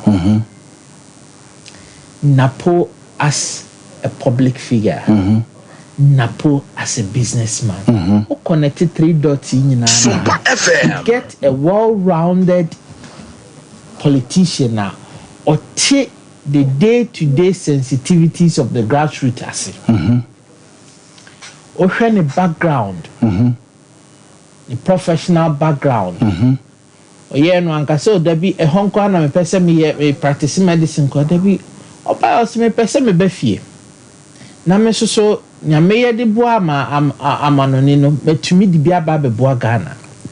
Ene ko wie mu se obeba na waba be sum me hiafo. Na oba ye so no anka se me sum saa keke. Enam say nipa no na or prepare onim say maybe baba dwumadie bi sonko ba be hye ni nsenti no onyame fa kwan hodo so prepare no na empempi no o hwe ye dwumadie a ye di wo man mu a Say when you practical experience be a okotena baby a na akoye book de enko a. And Napo as an individual, aside the professional background, or buy your baby in a juma, or managing a juma, and Ghana is so baby a juma. Ubi a juma, now be no sustaining it in a big challenge. Yeah. And into it me be a juma, a fibako, or ho, me no, or ho, me and so a trouble view man was there. Nipano wabi and to open a business and make the business survive past 5 years. That you say or pass the litmus test. And also so amano experience. Na a beka the leadership I will show amani constituency for the leadership I will show you didn't call a year education ministry. Leadership I will show you didn't call a year energy ministry. You see, sir, you are not just bringing a novice, and you'll be a technocrat on politics, nasi, and then you'll be a politics and quasi on other fields, I say, oh, when you be. But of course, you nipa. Yeah. Nipa be a menu ayeti hey. Yen 100% da. Yeah. It be a baby negative baby, but overall no share the positives no outweigh the negatives no. And nothing I had to be a case. Mommy focus so much on the negatives. Ne mommy share the positive and then ya odiba. Now what share ya odiba? Me a baby me case election 2024. Personally, and your mammy and sa any jinasu mammy. I had to say utu kwai every kumasi a concrete. Na onam from neko. 3 things count. Nidi kai e kwai na wokofa so de akọ enkran no. Kumasi to Accra. Ye tosu mi oni ye car na wotina mu ade every kumasi de akọ Accra no. E na ye tosu mi say driver no obe drive car na odi free kumasi akọ enkran no. These 3 things count. Wakwanti a wode konkran no se obekwa kodu emra a opese okoduru se onkonkodu se obekwa kodu past time a opese okoduru enyoma mense na county na election 2024 no enyoma mense nie ka kwan no road no and the general situation in the country economy car no any political party no and na driver no any the flag bearer and of course mate no any running mate FM. Na ye funny edikan eye car kwan na ye nim say external factors are inhibiting nyoma bebre enyoma bebre ha eni ensem sise because of the prevailing world conditions and the car kwan ni there there is very little we can do about now in the present situation unless the prevailing conditions change or improve. That leaves us with 2 things, and I'm aware. The 2 other factors in a driver, no. Of course, driver name mate, homo coordination, and a car, no. Now, my child, you driver near or a fantastic driver. Driver near unconquer you overtaking Bonnie, or back calculate and sana while you overtaking. Driver near obey to me regulating his speed. Maybe I see a call, maybe I see a slow down. Driver near obey you suit technology in driving. Say AI sensors, and they say this is a kind of na didn't who say a higher ukwe people who are high slow down. You say you would start driving in perfect. Now driver ni biya non so uchi VIP bar so uchi STCO uchi 2M espresso uchi no konogo for ai wa for you near TV non so no uhia a conductor your friend mate obe guide so ultimo na we focus on the road you know now on so manage a year passengers na woman okay. And when it's a driver, no, any mate no coordination ni koya. Passengers, no, who be tomo, number comport complemented the efforts of driver and I could do as we are. Yeah, no correct. And routine abrabia me kase. SOMPA FM. Yen system ye lesia yekoi. San your mammy and see a shiny pa near check boxes na heavy. Na ya kaka kwa idi ya ka driver ni mate enti ni aka ye car no ne party no say ye tumi miamia boat and not in mu ye tumi mansuo ye di nsuo gu mu ye oil ye change ni ye na esie ya na che say even though factor number 1 no enkom mayen no yen as a political party the two other factors will go in our favor. Two other factors will go in our favor. According to your conquer, you could do in record time. Say 3 hours ni ashes here, the be quiet, be pepe. Canning could general quemu, canning could break it down, and I say could accident, a be could do as in Jamo. So these are the things personally I look out for. Now, Napo as an individual, wababe mate will kai me. And I'm say what fanti munti only mate adwumane ye oni onye mate otremo obaji diskanko an say won fa musika man da bi oye mate be make sure say passengers say waka nim no me okay oye mate be make sure say car ne tanya pumping nyina oye mate be make sure say ensuo waka nim su comedy obi obenya ensuo anom oye mate be make sure say car no service ne yakwa akoye e banisa na or save a lot of time for driver no. Now driver no focus on driving. Driver no focus on navigating the road. Now pothole be or avoid the pothole near the ade no. And nti obe bo driver ni chidom. Senior beya driver ni benya atumdwe no focus on the driving no. Not the car na kodu be a pesi eko. Obe bo driver ni chidom senior beya passengers e wom so omon fa de end the stable driver no.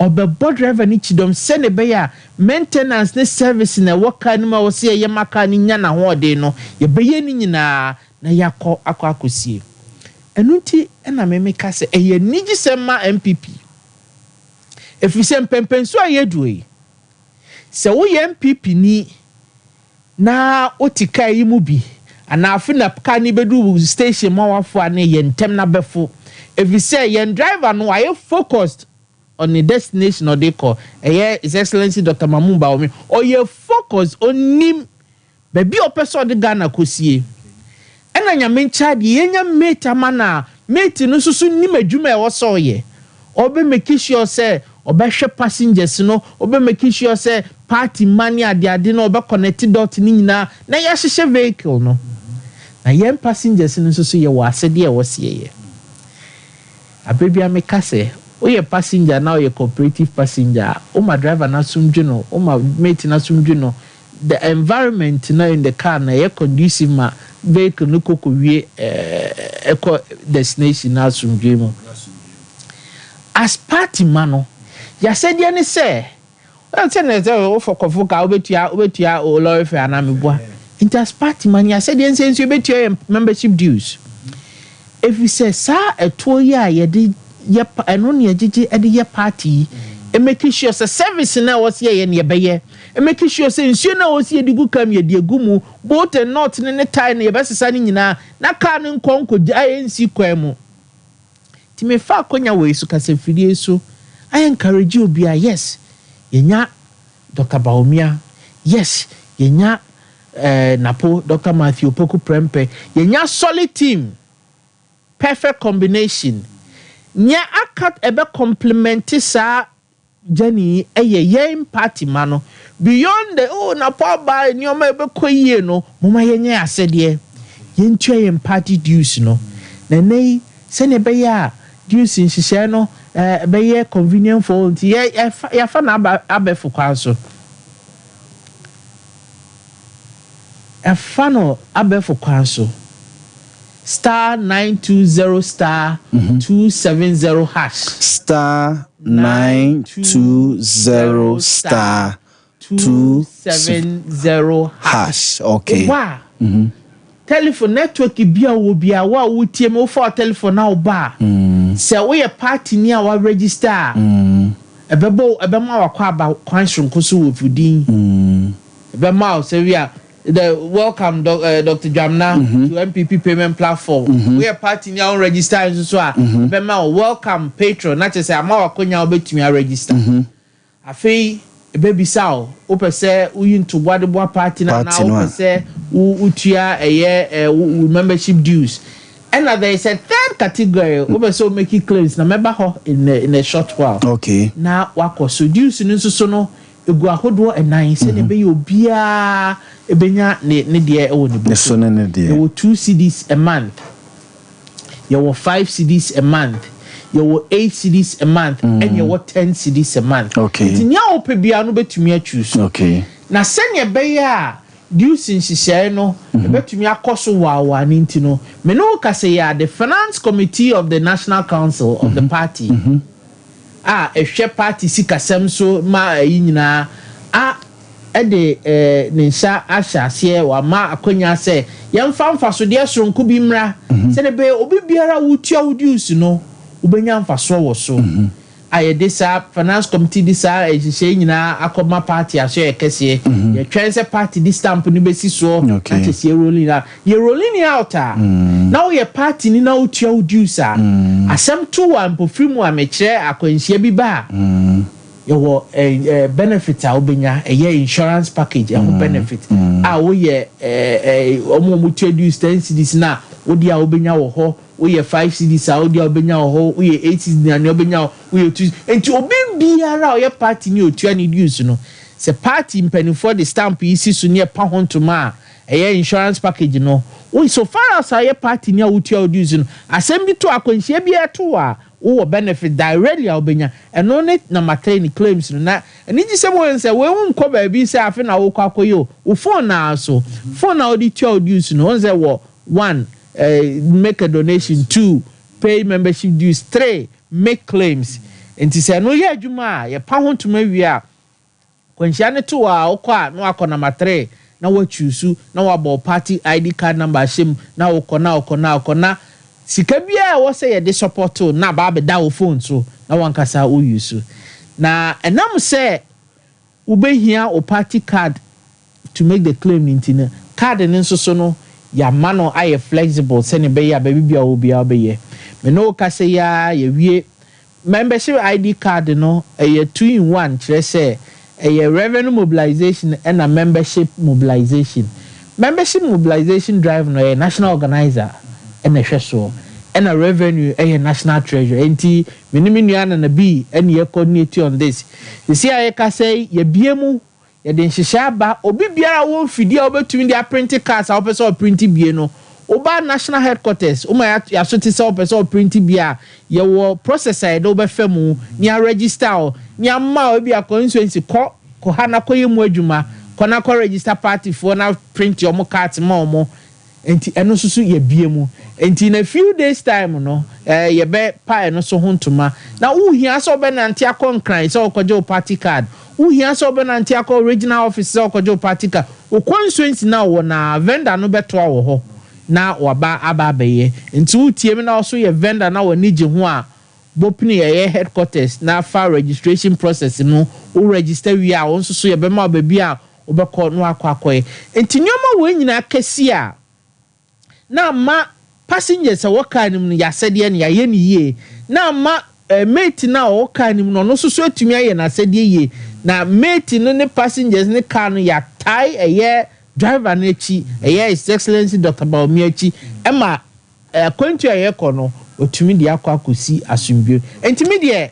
election no ubisa me a senior msi hunu no na senior msi hunu nso so ekoyie emaye amanfo raise consensus say Dr. Machopoku Prempe there's this perception na oyedwe na there's this arrogant tagger womo ede bata no ho party no mo ye ne den minia medase anse adia me kasa no me kase enipa da seni bia no se mpempi no wafa experience mu no anya suahu bebra ade bia obi be ade we die be fa ne den ni situation we aba we dey say simple cra if say wafemu anti unim enti obeka no say simple not say bia wo downplay nipa no intelligence but because of experience bia wo nya nti no you are very confident the way simple a obetumi a resolve enti there is a very thin line between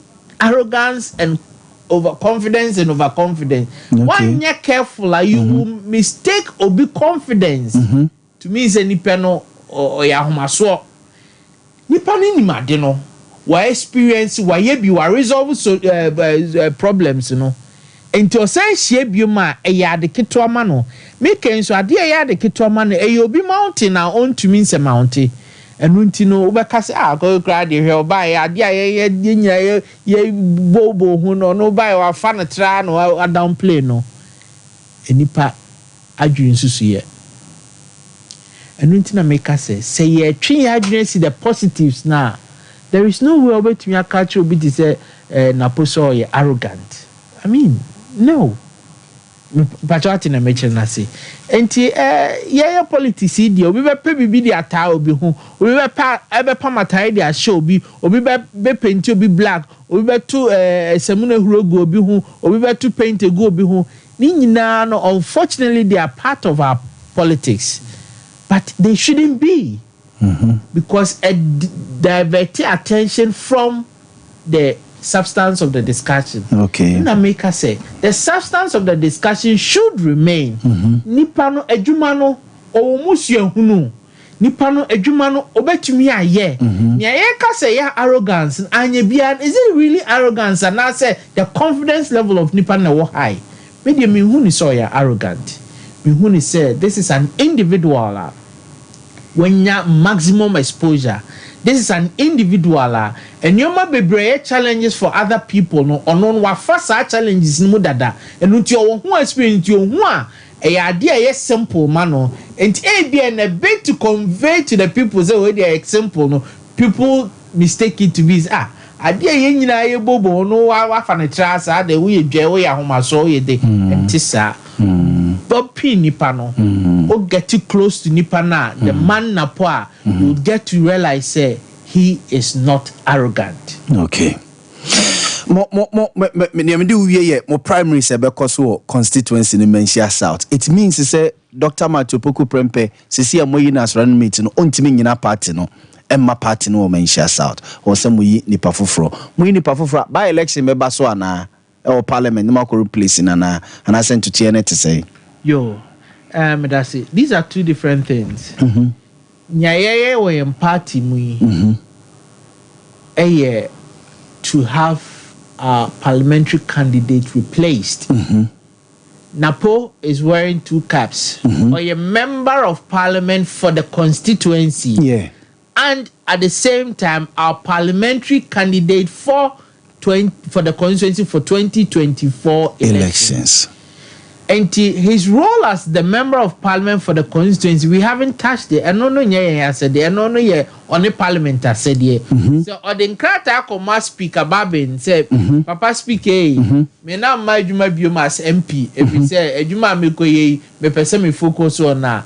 And the Mrama Hokwan say speaker be declared the seat vacant or declare the seat vacant and Mrama Hokwan say electoral commission so far as it's not within the threshold na yenye a by election na say outside the threshold obey set date na ya by election me no ka say ya me nya ntiese na po trigger the processes or then a letter akoso onye mrache bedwani biom and I say or speaker declared vacant and that process is no encounter so that's the first thing. The second aspect in here a channel or share as our parliamentary candidate, and no, within the party circles. I said yes, your manager, no, and when you say Napo, call as running mate, your party running Marquine say running mate now say contested as member of parliament, and until I know dear yan yes, son, and provisions, our on my year follow. Be nomination, I remember Monday, Tuesday, near closing na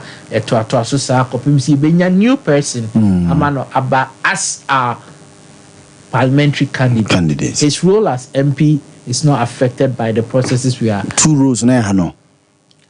Oh, say member of parliament, running mate, obeko campaign, be any here no parliament, numbers here or parliament.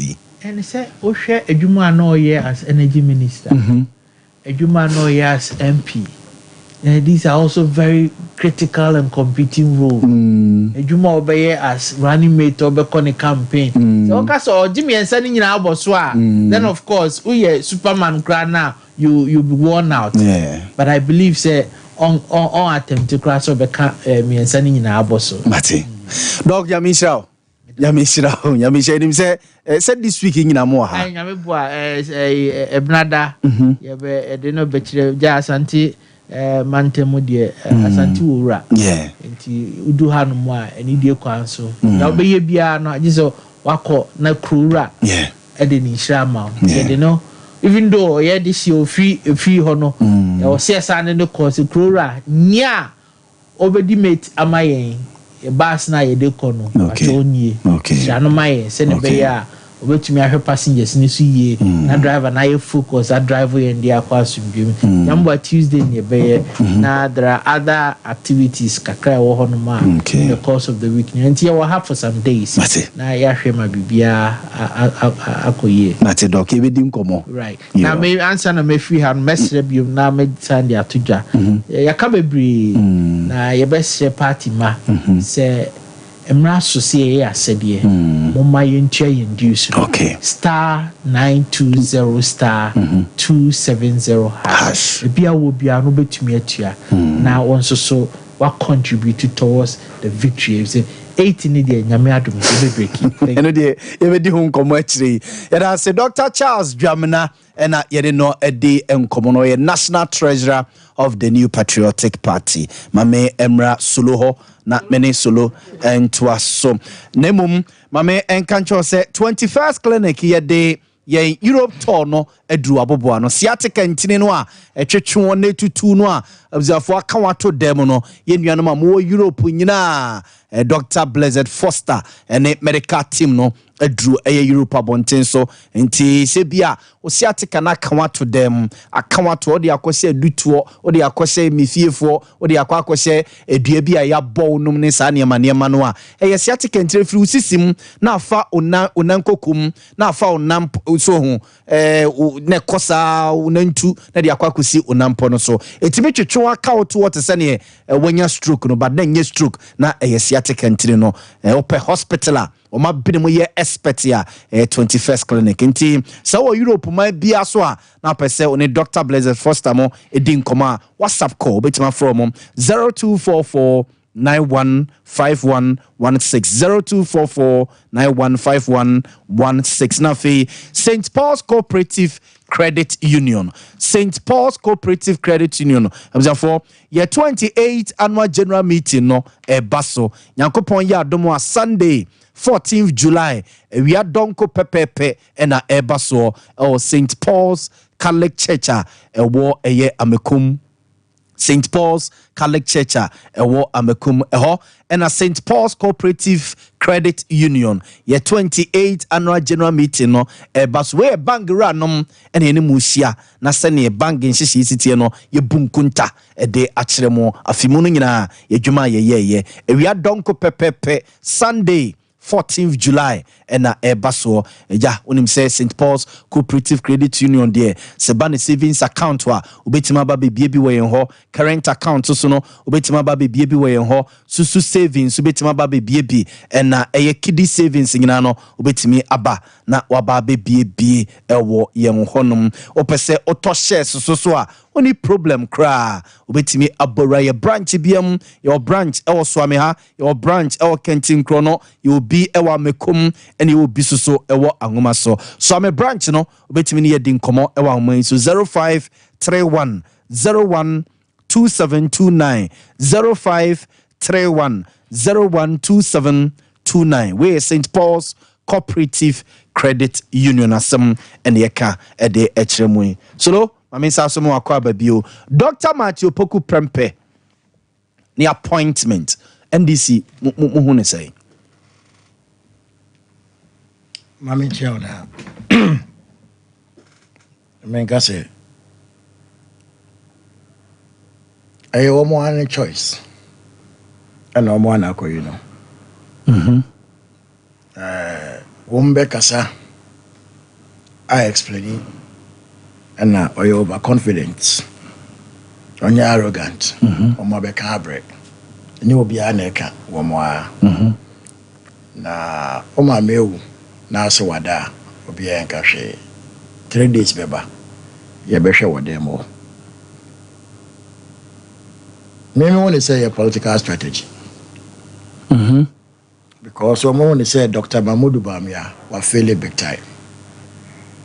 Now pressure there one also no super the attacks may come from all over because of the monumental failure. Yamfa will be on also in someone who samra. So that conversation, attention will now shift from Dr. Mahmoud Bawumia. Na yankoka napo ensem and now why you say and our case be mobilize and for your makwa demonstration see nim na kita see defense wall e kase yetoa kumase for there omo no sebe impuntu mfata wo mo do mo hia ne party card na party t-shirt inya t-shirt ma ya wie nti project ma mo ni bo santima mo ha sansan no nti mo fa nambra na mo de ne ba Ghana for NDC for be say ebre akika sansem no na yejai Dr. Mahmoud Bawumia but to us as a political party we are very focused. Who say Matthew Opoku Pempe ni picture any ballot also about your country. Who say per definition of the MPP or your mate ni mate intimate na mo na yes na ni mate or your mate ni mate is a mate to the mates or your mate no ni mate intimate na mo na si say na ni mate mate there ye say adaje or America Super Bowl no mo ba ayo kuta ball no na nkofo bi janchen no more distraction ebi no mo de na po beye but your attention nko ho your attention will be focused to the kuta ball no and that is what we have been so far. Baby MPP amanyo kona kodo no so mo kofa even Messiah no e de ombe yom running mate they are going to lose the election ko baby o ma say o my Ghana kodo no me assure say no right thinking person will get up and now find a ballot paper voter ID say me ko to am MPP ye nyini PD ba pass ye tontos ba ko 5 Ghana cedis there it's unbearable na bana ye ko to no o ya na me nua no maka na external condition be any baby for the past 1 week menya botre after inflation has persists in our brothers and sister countries Africa and we have seen that Ghana we are performing poorly. Some business says COVID and Russia-Ukraine war I do not experiencing that again the depreciation of the various currencies Ubon says so far mine bear 5% and no more currency within the year are depreciating beyond 40%. Na Ghana account some are even making appreciations or money be there are plenty of them they are making gains. So it tells you say in some of my country they be say a Russia-Ukraine war it is neither here nor there because other countries are doing exceedingly good. Abengwe know how to govern. They know how to talk. This is what we are fitted no be in there napo overconfidence over knowledge and people are construing that to be arrogance. That's not what we are. Every Ghanaian beshena sitting in this month busum we are faith meboa ya to LPG gas ya to petrol ya to water bill ya to light bill everything is moving up and that is what the Ghanaian is going to look at against the backdrop say Sanyama we na Dr. Mahmoud Bawumia wona nanado de sha wonsa because contract setting bi ambai kwa nanado ka say o de wo ba ma be yes Sanyama no eno na Ghana for behwe enti no running mate can save the NPP judging from the extent at which omoti oman Ghana akoyachi na no ana menim penifo a ekasa ne bi be ya adwene sa ba ye betui enye slogan bi o ye bisa wo se sididi kofom ye be ne sen a fasia ne mame la bill koso ye be ne sen a fasia ne mame dollar ni nyina ye be ne sen a fasia ne mame da bi enye fasia ne mame nkomo ne ba bedi Ghana fo e be hwe asetenam nya hwe niema e koso ye be fa no mako mame ane ba ko secondary school na me no ka say form akwan enra Guess when number school? They are coming back to school in September. Of school do say, and like a crabby. It's a Ghanaian parent. Okay, na Ghana Dobani, Ghana Piani, Ghana Kokoni, Ghana teacher, Ghana journalist. Canecra, American, Obia Ambassador no qua. What Chawa and Janijaman economically. No, I will say near my. I know be a program now funny from no co. We are all feeling it. It's I said you may, and let's move for Ghana for Ebere, and that's what but I can say without any chance, this administration has failed this country. Ebi so say ye Dr. Matthew Poku Prempe and Professor Genano Poku Adimana. Omumienu nyina head a ministry pen omomodemo was a ministry and also so na po need record be our education unless you tell me that record. Free senior high was omumienu na that TV issue. Na me ka say na po ni a friend say record our education ministry. So never my implement free senior high school education. Then free SHS. Then there was so significant by free SHS. Nothing new except say Ghana pay better oil. Oil no umunim their farm buy it. No makase in chronic school fees. There school fees are not chronic here. Fees no. Young first can go here. Beyond say first can go to education. A dear significant and they see in the education sector. What tell me? The national TV. Then they see. Apart says you in school fees no and Mount Crown. I guess so Uncle Bang in the education sector. What has happened? Under the watch of his sex of Nana Jane Mensa, we did the research. Research in chair say education very meaningful memoir. One, that should be accessible. Two, it should be affordable. And not only affordable, accessibility was also key. Now your constitution now enshrining say it is incumbent on us as a country say by implementing free progressive education. Emphasis free progressive education, not free SHS. Education in its holistic and totality shall be free. And successive government has started with the basic education, which is free. We are veering into secondary education. And this year back here there with science and data. And you who say the moment we make it en bloc, what is going to happen? There's going to be increase in enrollment because we'll be able to or boarding house. So what do? Let's just start it progressively. Yama day students as a start and you're free. Now you expanding the infrastructure of our education. So we roll out the boldest program in education apart from Kwame Nkrumah 61 education policy. No, and this is the next 200 community day schools. And by the time we're exiting office, now 123 were at various stages of completion. Go to schools. Now, Peter say, in terms of policies, and Professor Nana Jane, Pokwajiban, implemented here. And what we are seeing today, which one is superior? Only said, no, the governance is, we are being governed by media propaganda. And some yen can send ya because Mammy Baku Busa, Nana say, Vice President Pakosia Misata, Matilda Misata. So man chalk. No near Bemu.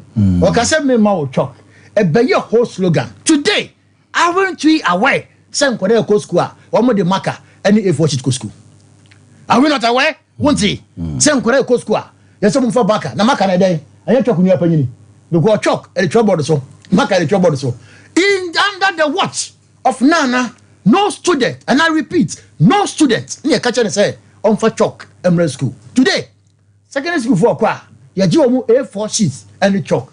Nobody have seen it, nobody's talking about it, nobody's complaining. Because why? Our government is in power. And see, you be compare and you're no.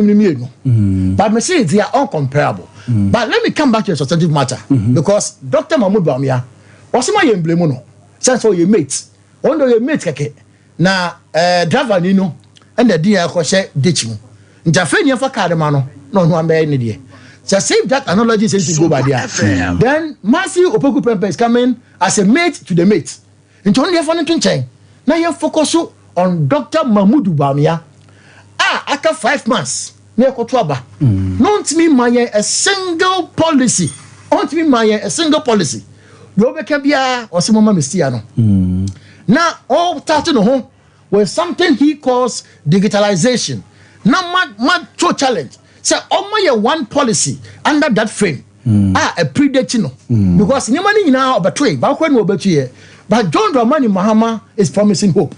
And we have said over and over that why be that. A mama way, a huncha Ghana fokum, and you say, Senior, say Uko the northern belt, Tamale Roha, the land in the Wahono, are far better than what is in Mali and Burkina Faso. How is it that they are able to plant onion, tomato, plantain and export to us? Mean come from Bono Airbow, I want virgin lands. Until we have no business, such a commodity. When a John Dramani Mama I promise Oba, we are going to modernize agriculture. Identity farmers are not producing. The farmers are not producing because in a particular year, almost producing a broswa, waste, no co-waste on Mokakwa. Government is saying no. We will make sure that factories are built in those areas to absorb the raw material. Under that factory, we would encourage them to roll under the 24-hour economy. I come with 8 incentives. Every businessman will be very happy to enroll. Until we are bringing hope. We are bringing the government. Why you be there? Okay. I said, my mutemia. There be a member SOMPA be a member. As I said, project a why friend from entertainment. You know, a friend a courageous project. Who na courageous? Yes or no? Yeah, my minimum qua. No more to go for Biamae. A be a nippon see near their share and say, friend a courageous. And even on your way, they have deceived the people of this country monumentally. Omonim said the echoes of Manimai. Anya dia ombe anya dia ombe mochi muma yemfa yesankoka na santemaya who say ye bibia momo but ye promised the good people of this country say oman penya that John Dramani Mama so ba every project omo anim so omo wie no omo do omo say kan no we will make sure that those projects come to its finality. Central market are passing on daily basis. Mati Solo but still enti many anom asante for mesramo aba ye kotui enye se me asantini keye ti ama amopa moto form di John Dramani Mahama tem neso one fantie se mudi na tem enso osi keye ti ama mo e bocha ne say na butai the central market so when we come we will finish the central market project commercials were high they know they won't finish agenda 111 not even a single one and we complete as a political party yembe yeso mba ya community day schools we would ensure that whatever money is, you first can go and pass it. You first go politics mu. You ndi nyafo. And at every MBB program, mu ya mate for mu hwe. Sika yeyi, aya mu no anya osi ebetwa. Sika no ye twa. They may have go fie. Mate, Nede Solomon Anane, oye a leading member of the NDC from Metamaso. Yes, uncle. Protest are no idea. Observe for 80 observe for Yademo SC. Nanke where no more say Yaw Boamah hene befi our ye parliamentary aspirant MPP or Manso Dubia nanko be join ye nanka ye solo edin komo but ya tese eye bibi ebetwa mu enti wantimi ama wantimi manje observe for Yademo si anemum mame anya birthdays we quickly na yen sorry enko happy birthday to Akosia Somwa, Yenuaba Akosia Somwa, Mrs. Japan Somwa, Mrs. Akosia Somwa Japan, Mrs. Akosia Somwa Japan. Cause you are when you say no, when you are 3 and answer 4 and answer 5. Happy birthday, what? I may onka home and then do me action, what? And then do me action if you be Mrs. Akosia Somwa Japan. Abroche hima jabu nshira wate won tunkonem kwatenti ahode wo momfa ema kavi yanko the next one so happy birthday to Hajia Obapa Ramatu Dauda or CEO of Melesta Group of Businesses ewo ayum so ewo of region we unia bema or say kofia where CPP national organizer and I'll say omaye yama happy birthday ye emfa emano na fi last one no mamemfa last one and sorry last one no Mr. Inti Michael aka Pastor where assistant superintendent of immigration service owodunko onofe ASP Mr. Inti Michael ASI Mr. Inti Michael. Oye Juma Ghana Immigration Service. Eye Dunko Onofe and ne birthday. Inti unyanoma. Also perfect saying I say yama a happy birthday. Abja for ye DC na a sports team na babesum yate say NDC mention South so omo AU omo parliamentary candidate ene ye koho na ye de enchemu ene bibia bremo eye enyumre. 21st clinic aye sciatica